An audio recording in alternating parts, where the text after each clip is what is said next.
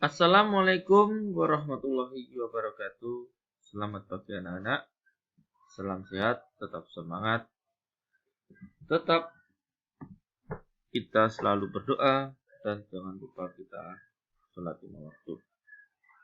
Pada kesempatan hari ini, Pak Danang ingin mengajak kalian melakukan suatu pembelajaran menentukan paragraf narasi dan paragraf deskripsi. Ini adalah materi indikator UASDA.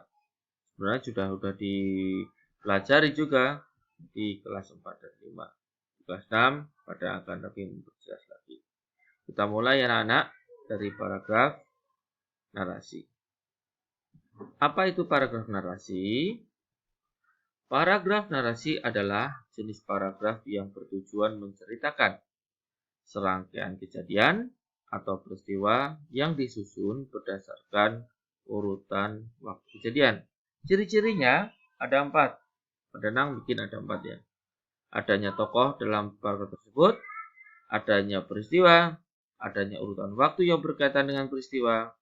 Karena adanya waktu yang berkaitan dengan peristiwa, maka pastilah latar tempat juga berkaitan juga. Lebih jelasnya, lihat kita ke contoh. Contoh, ketika aku sedang dalam perjalanan ke sekolah, nah di sini aku melihat Pak Danang yang sedang berjalan dengan sangat cepat. Beliau terlihat seolah-olah dikejar sesuatu, padahal waktu masih menunjukkan pukul 6 pagi. Aku merasa penasaran, kemudian aku mengikutinya dari belakang. Oh, ternyata Pak Danang tergesa-gesa karena ingin menolong tetangganya yang terkena musibah.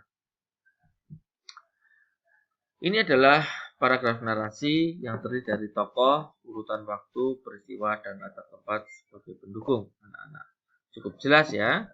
Kita lanjutkan ke paragraf deskripsi. Apa itu paragraf deskripsi?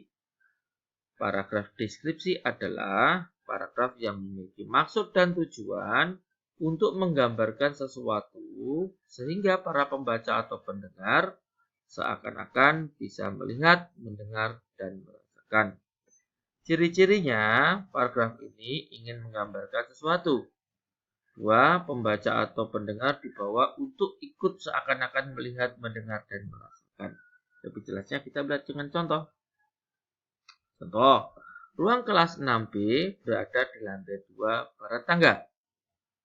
Kelas tersebut berukuran cukup luas. Walaupun cukup luas, ruangan kelas 6B lantainya bersih. Papan tulis terpasang di depan sebelah meja dan kursi para guru. Meja dan kursi siswa tertata rapi 3 baris ke belakang. Di dekat pintu terdapat almari buku. Inilah contoh paragraf deskripsi yang cukup jelas. Kita setelah membaca bisa merasakan seakan-akan kita berada di dalam ruang kelas, terus membayangkan posisi kursi, posisi meja, papan tulis, terus bisa merasakan, bersih juga lingkungan kelasnya, lantainya, terus ruangan kelasnya cukup luas, kita bisa seakan-akan merasakan. Nah, anak, pembelajaran kali ini bismillah insya Allah mudah dipahami. Semoga anak-anak lebih paham, dapat dimengerti. Nanti tugas dari Pak Danang akan Pak Danang informasikan melalui WA Group. Cukup sekian ya anak-anak. Jika ada kurang lebihnya, Pak Danang minta maaf. Assalamualaikum warahmatullahi wabarakatuh.